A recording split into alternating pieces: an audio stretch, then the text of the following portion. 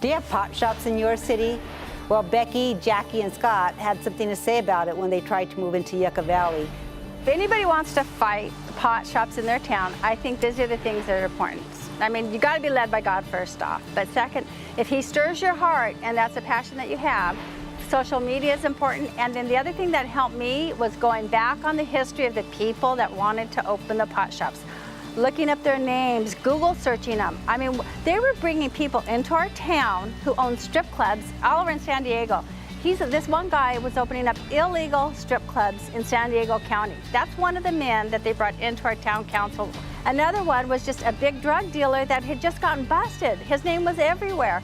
So all I would do on social media, on Facebook, was post those news articles. I didn't have to say a thing. I let the truth reveal itself. The city council hadn't heard from us. I mean, it just slid right by us. We didn't even know this was coming until that day in January. So since then, we now go to council meetings. I think since then I've only missed one town council meeting, and it's important to be involved. It's important to know what's happening so you're not caught blindsided. If we hadn't had our culture impact team in line for the last 4 years, we wouldn't have been successful doing this, because we wouldn't have known what to do or where to begin, but we had the resources because God had been preparing us, and I think for this, I really do. Our church was amazing. We did flyers. Our pastor spoke from the pulpit against this bill, and everyone was picking up signs to put in their yards. Our color was yellow, and Yucca Valley was yellow. It was amazing. And all the other churches rallied too, yes. Which it's the first time in our community that all the churches were together on one issue. Everybody had been silent. The town council was silent. They weren't taking a stand. Nobody was taking a stand. This isn't something that people need to be playing with or dabbling in. But there are so many people that were afraid to speak out against it though in the beginning, because they just didn't think it was the popular thing. They had a lot of advertising. They had a lot of radio. They bought a lot of radio time, but we never did. They had several signs on the highway, but if you got off that highway into the neighborhood, every house had our little no on Measure X signs. So they may have had the highway or the Broadway. We had the narrow way. Everybody thought we were going to lose. And even the sheriff told me, he said, Becky, I want you to win with every fiber of my being, but I think it's going to be 60-40. And I said, God knows. It was 60-40, our favor. But you know what? It was all God. It wasn't anything we had done. We couldn't have done this. Anytime that God stirs your heart, He's going to equip you. He's never going to leave you. He's never going to forsake you. There were days that people would come up and they would park in front of my house with cameras, trying to intimidate me. But the thing is I was never fearful. I never was afraid. I never felt alone. At the end of the day, there's always that joy and knowing that He is in our victory is in Him, and to God be the glory. My culture impact team is Jackie and I lead it together, and Jackie's kind of the wind beneath my wings. She's my anchor. She's the organizer. She keeps everything on an agenda. I kind of fly by the seat of my pants, but I come up with ideas. I can get us indoors, but then usually she'll take over a lot of times when we meet with assemblymen or whatever. Our husbands are really supportive. That's really a big deal. Yeah, our husbands. But yeah, people come and go, and I mean, it's just a God thing. I went through everything I had gone through in my past just to get through this right now, and that's what God just showed me, that everything I did in my past didn't go to waste. He was going to use it right now.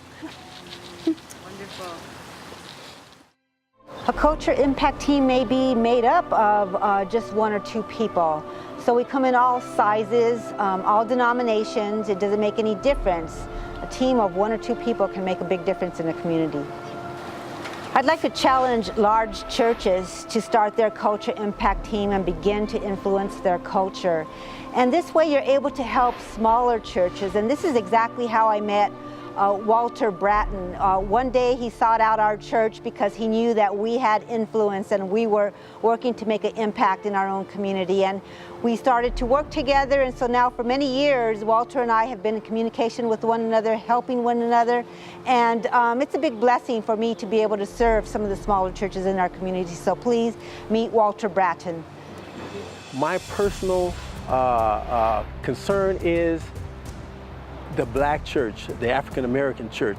If only we would use our voice and our strength to effect what's going on. If you have a passion to do something about the cultural impact in our society, you can get your church involved so we cannot just be bystanders, but participants in doing what we can to stop these things from going on and happening. One of the many things I love about Walter is his determination to actively continue to educate himself and making sure that his pastor knows what's going on in our community and making it easy for him to respond to some of these cultural issues. The church body generally as a whole, they have their lives to run, they have jobs and children and other obligations, and for many of them, they just don't have time to keep up with what the issues of the day are, and the issues especially that affects them as Christians and the church. And so as a cultural impact leader, I just have taken on the job of gathering the information and then disseminating the information to our membership so that they can become informed. So when those issues do come up on a ballot, say, or on some type of discussion, they have an idea of what the issue is all about. I just like to give them the best information I can to show them what the issue is about. One of the things I really love about Walter is his heart. It's very evident that this man loves Jesus and he loves people. Some of these issues that we're facing today, you know, I think I can't just be concerned about me and my life.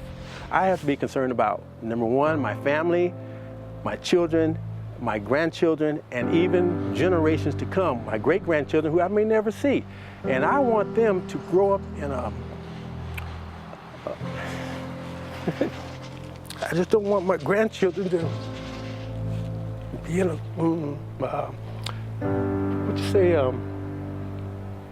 I don't want them to grow up in a godless society. And I want them to know that I did whatever, as much as I could, to help them live a Christian life and serve God in a positive manner.